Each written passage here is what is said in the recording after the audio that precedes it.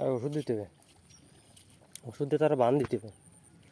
এই জল টল বাদ দিয়ে দিস না, জানো জেনে জল বাদ দিয়ে কেটে দিস, জেনে জল বাদ দিছে গাছে, গাছ তো ডুবে গেছে, চাপান দিয়ে দিতে গেলে কাজ হইতো।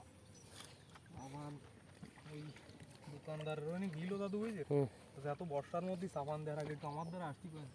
ওই তো সেই তো করছি, এত বৃষ্টির মধ্যে চাপান দেওয়া যাবে না, রোদ না বেরোলে,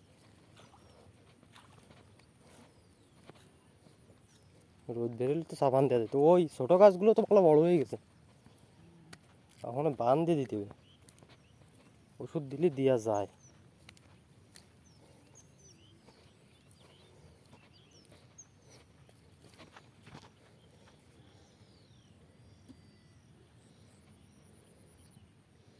ভাই গাছগুলো তো বানে ওঠার মতন হয়ে গেছে।